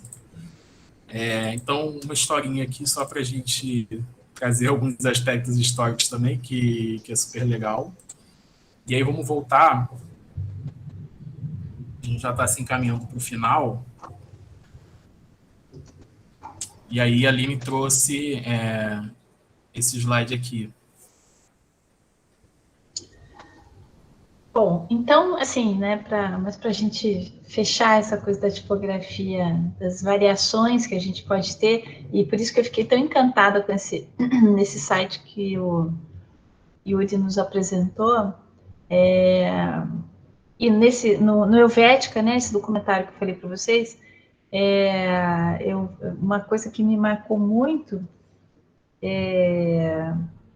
foi a fala do Máximo Vinelli, né, que foi um designer que, enfim, morreu há poucos anos e é um cara, enfim, é um dos ícones do design modernista, né?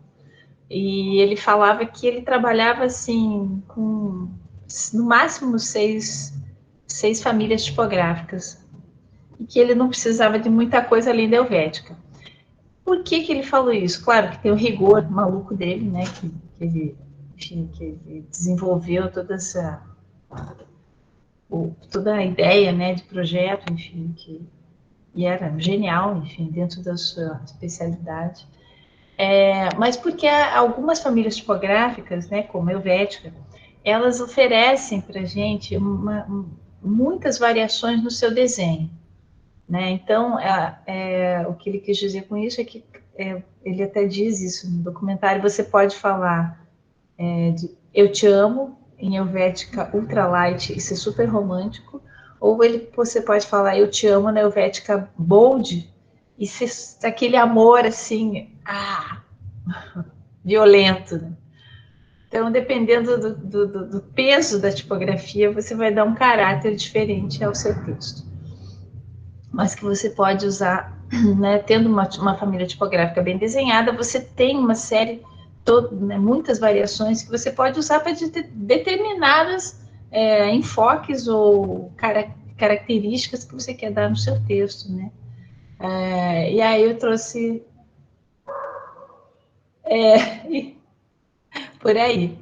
Então, ele traz ele trouxe essa variação para a gente observar, né, por exemplo, e tem muitas famílias tipográficas que têm isso, né? Naquele livro do Robert Brinkhurst, o Elementos do Estilo Tipográfico, ele também mostra, por exemplo, uma família, né, dentro de uma família bem desenhada e bem projetada, temos muitas, né?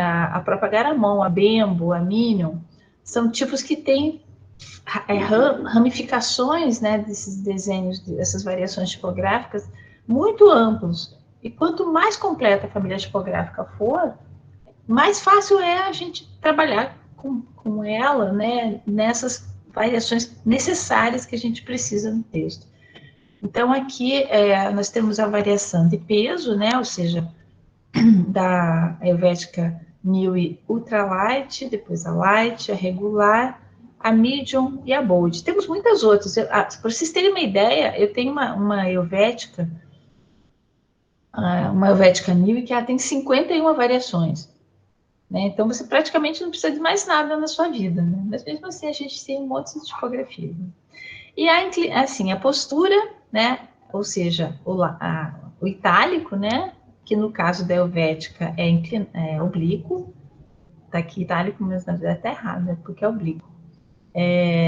O nome da fonte, né? A gente acaba ficando muito... Boa noite, Úrsula. Até semana que vem.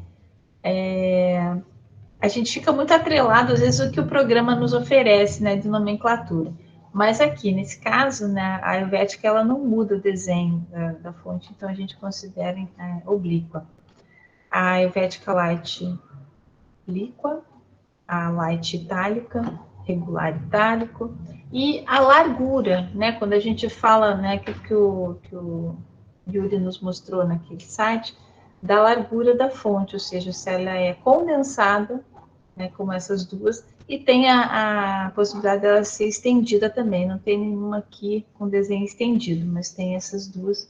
A Medium Condensed e a Extra Black Condensed, que é um desenho diferente, não é simplesmente... E aí é uma outra coisa que eu falo muito, e encho muito o saco dos meus alunos, assim, evitem deformar uma tipografia que você não sabe quanto tempo, né, a criatura, o designer, gastou da vida dele para fazer todas as variações. Ele fez, ele desenhou, né? Teve uma pessoa que fez esse desenho dela condensada, dela estendida, dela lá.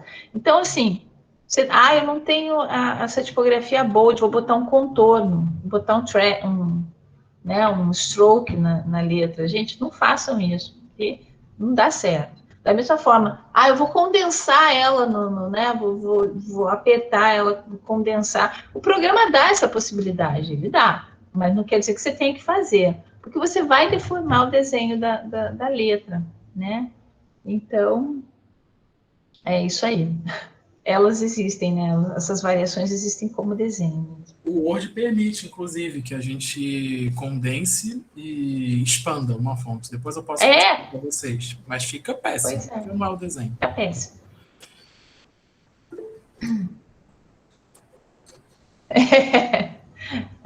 Aliás, falando sobre isso, tem esse livro aqui, ó, mais um, para vocês guardarem aí, ó, Primeiros Socorros em Tipografia, que fala... É bem legal. Ele é fininho, assim, ele é dividido em capítulos de uma página e tal, que fala bastante dessas gambiarras aí, né, que a gente tem que evitar. Então, é uma referência legal. Depois a gente pode trazer isso também. Mas fica mais uma aí, referência para vocês. E aqui só mostrando também, né, essa diferença entre oblíquo e itálico, que a gente falou já, que na oblíqua, na verdade, a gente não tem a mudança do desenho da letra, né? Quando você tem a inclinação, por exemplo, helvética, né? O azinho dela continua o mesmo, só a inclinação. Vamos fazer, Andressa, até eu também preciso, porque a biblioteca do Yuri é de morrer de inveja. Morrer de inveja. Já estou morta de inveja da biblioteca dele. E quando você tem os itálicos, né, você tem um desenho diferente. É outro desenho. Claro que isso aqui também é outro desenho. A gente fala assim, simplificando, é outro desenho, mas mantendo as características da letra, né? Por exemplo, no caso das oblíquas, mantendo a característica da letra.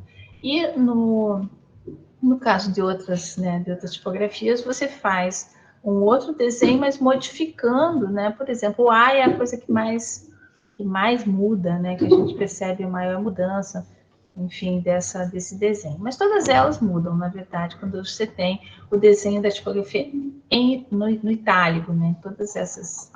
E não são só as fontes com serifa, né? Por exemplo, aqui o Sano tem serifa e mesmo assim o itálico dela é diferente. E vocês podem ver também uma coisa, uma que eu gosto muito, para vocês verem essa mudança, é o G da Garamond em redondo e em itálico. Vocês veem como é que ele muda, né, de uma fonte para outra. É bem interessante. Não vai ter uma aula só para referências. Vou ficar 2 horas aqui falando das leituras que eu fiz. Um tour pela biblioteca do Yuri.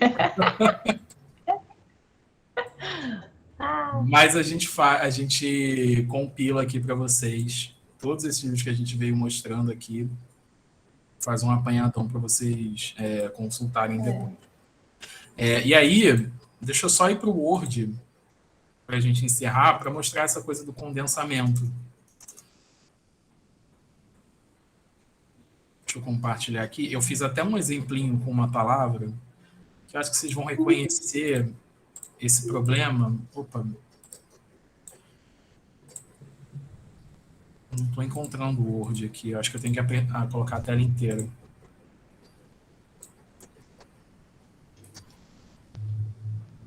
Tá aparecendo? Tá. Beleza. Eu botei aqui em Futura só para vocês verem, ó, o que, que acontece. Eu imagino que vocês já tenham pegado essas coisas aqui, de espaçamento muito apertado, né? Quando duas letras se juntam aqui, a gente não consegue diferenciar. Isso aqui está em corpo grande até, mas imaginem isso em corpo menor, né? E aí, né, se tivesse em corpo menor aqui, é terno, é temo, qual é a letra que está aqui, enfim, alguns dos perigos de espaçamento muito apertado. E aqui, ó, no Word, aqui, ó, em configurações de fonte e tal, aí aqui na aba de avançada, aí vocês conseguem mexer aqui, ó. Espaçamento condensado, espaçamento expandido, dá para ativar ligaduras aqui também, enfim. Espaçamento entre números, enfim, dá para mexer, deturpar a fonte aqui de várias formas. Enfim, aqui, ó, mexendo na escala, posição, se você quer elevar ela para subscrito, sobrescrito, enfim. Tem várias formas de brincar com isso, mas ideal mesmo é a gente usar fontes que foram projetadas para serem condensadas, para serem expandidas, enfim. Pois é, né, Paula? Tem que aumentar o zoom 300%, né? Bom, encerramos aqui, né? Ficamos por aqui. Ficamos. Essa foi nossa aula de microtipografia. A aula que vem a gente fala de macrotipografia, a gente vai falar de cor também. E já vai ser a penúltima aula do curso. E a gente encerra falando de fechamento, tá? A gente espera vocês, então, na próxima aula. Espero que vocês tenham gostado, né, da aula de hoje. A lista de presença está aí no chat, para quem não assinou. Lembrem que ela vai ficar aberta só meia hora, mais ou menos, 1 hora após a aula. E a gente se vê na próxima. Isso